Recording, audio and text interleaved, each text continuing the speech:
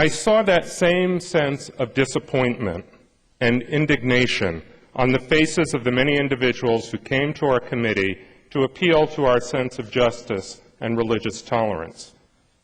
Plain and simple, they are being discriminated against.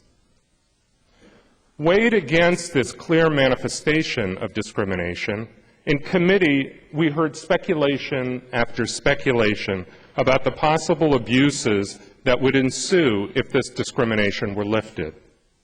We were told that teachers would pull their witches' robes out of the closet, or would leave their clothes in the closet and reveal themselves to their students as members of the Church of Nudity.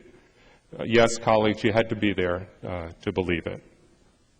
Colleagues, I think you'll agree with me that if teachers were showing up to school without their clothes on in the other 47 states that don't have this ban, we probably would have heard about it. I can think of a TV network or two that would have given it plenty of coverage. They're not. We also heard speculation that revocation of the ban will allow teachers from the majority religion to become religious bullies and proselytizers. It will presumably create loopholes that will create an outbreak of teachers wearing giant crosses or anti-abortion buttons or anti-Muslim sweatshirts. This is yet another example of taking speculation to the point of stereotyping and extremity. I've looked and looked for evidence that proselytizing is a great problem in the other 47 states that do not have this law. I have looked Representative Greenlick yields. Thank you. Thank you, good Representative. I've looked for compelling research on this subject to support the fear of children being unduly influenced by their teachers' religious dress, and have not found any. The most recent studies presented by the ACLU at our public hearing were 25 years old, they were sketchy, and hardly convincing. We are a far different country than we were 25 years ago, and children can handle being exposed to religious diversity.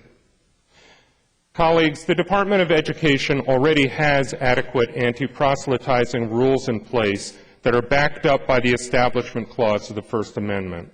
The fact that we have not been experiencing problems with instructional assistants, coaches, classified staff, or other school personnel, all of whom are exempt from the bar on religious dress, yet are not abusing the system, suggests that these rules are already working.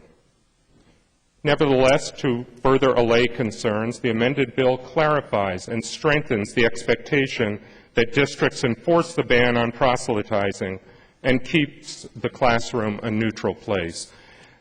Colleagues, during my visits to schools in my district, I've been asking middle school and high school students what they would think of having a teacher wear a head covering. Almost to a person, they have wondered why this would even be considered an issue. Some of their classmates wear head coverings. One young girl from Park Rose Middle School asked me why, if we were concerned about her being unduly influenced, it was okay for her classmates to wear headscarves and yarmulkes, but her teacher could not. She stared at me as if I were from another planet when I told her that, well, the fear is that she will be unduly influenced by her teachers. Surely I understood that she was going to be more influenced by her classmates than by her teacher. From the mouths of babes, colleagues. My own experience as a child, a parent, and a teacher confirms that children are much more influenced by their family members and their peers when it comes to these matters. Colleagues, I'd like to say one last thing about religious neutrality. The myth of the completely religiously neutral workplace or classroom is a wonderful thing, and I appreciate the wishes and intentions of those wishing to maintain it at all costs. But speaking as a former child growing up as a religious minority, I know that it is exactly that, a myth, despite the good intentions. From the perspective of a religious minority kid, there will always be subtle messages, subtle innuendos, subtle pressures, sometimes conscious, generally unconscious on the part of the majority. But you know what? That's okay. Children can handle it, as long as they're not forced to say and do things that would betray their own religious beliefs. What they would not want to see is to see members of their faith prevented from taking their rightful place as American teachers. As you can tell, colleagues, this is an issue that makes me more emotional and impatient than most. For me, this is a civil rights, a civil liberties issue, one that speaks to the core value of religious freedom that underlies the American ideal. Colleagues, it is time, it is long past time to make this change. I urge you to support this bill, which speaks to what is best about this country, to what is best about this great and beautiful state.